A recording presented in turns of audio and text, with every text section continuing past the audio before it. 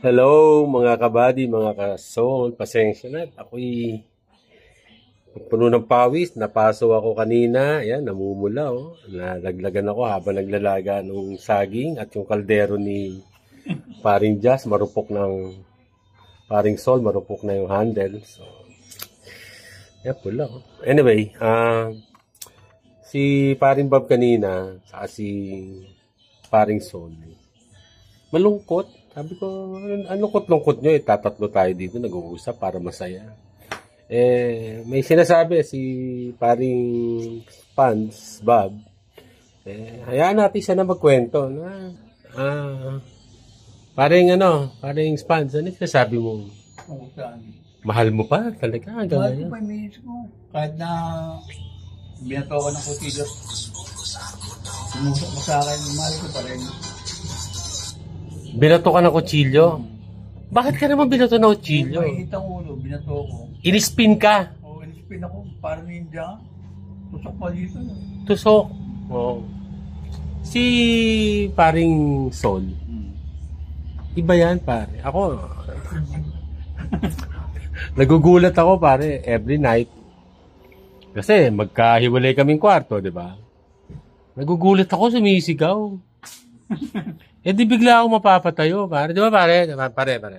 Hindi totoo yan. Hindi totoo. Ano? In denial pa. Kasi syempre, kapag mga ganyang istorya, gusto niya, sarilinin lang niya, di ba?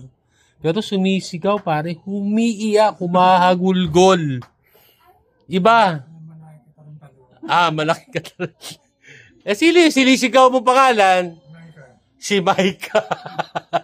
Pero pare, talaga umiiyak. Tapos bigla isesend pa sa akin yung picture. Ay, Diyos ko po. Diyos ko po.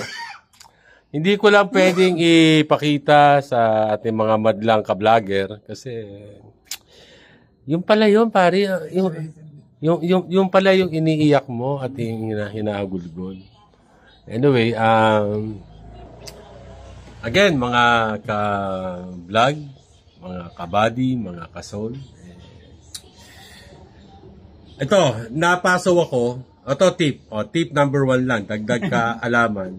Ang first aid, pag nabanlian kayo, napasok kayo ng apoy, ayan, pula na. Huwag yung lagyan ng toothpaste. Yung iba, lagyan ng toothpaste. Meron pang brand, Colgate. Lagyan ng Colgate, di ba? Close up. Colgate, close up. Ang first aid po sa ganito, running water lang. Buksan niyo yung gripo. Kala ko luya. Iba yung luya. Lagyan nyo ng buksan nyo yung baling gripo, itapat nyo yung napaso, yung burn part, and then hanggang sa mawala yung pain. Ganun lang po yun. Running water ang solusyon. So, yung luya, yung kwento ng luya, bibigyan ko kayo ng background. Dali natin luya. Para mas mahaba. Dali Yung luya po, natatawa sa kalokohan. Yung luya, may panahon na ako ay namimilipit sa sakit. Buti na lang, dumating si paring SpongeBob. Dahil ako po ay sinumpo ng aking arthritis. Gout. Kasi bata na tayo eh. So may mga ganun na. Kumain ng mga bawal, ikaw ba naman kumain ng 8 days na sardinas? Hindi sa nagre-reklamo, pero napakasarap ng sardinas na yun. Ano siya? Homemade na, ano nga yun? Spanish style na bangus. So, balikan natin. So, nagkaroon ako ng gout. Humingi ako ng tulong sa mga dapat hinga ng tulong. Yun ay paglapit na lumalapit ako bilang kapamilya. Take note lang po, marunong ako mag-Google, marunong ako mag-search sa YouTube. Para ang isagot sa akin, magpakulukan lang ng balin luya. Hindi makalimutan talaga.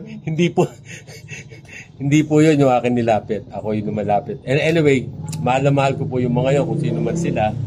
Pero tandaan nila, sana nung humingi sila sa akin ng tulong noon para mag-aral, ano na lang sana binigay ko? Libro. Hindi. Joke lang po yun. Anyway po, ayan po si Paring Jazz. Ayan po si Paring SpongeBob.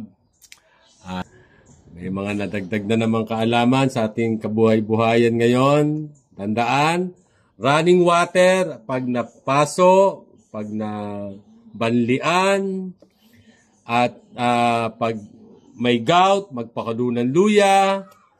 Si paring SpongeBob, ang payo niya, pag inispin ka, saluhin mo ng braso.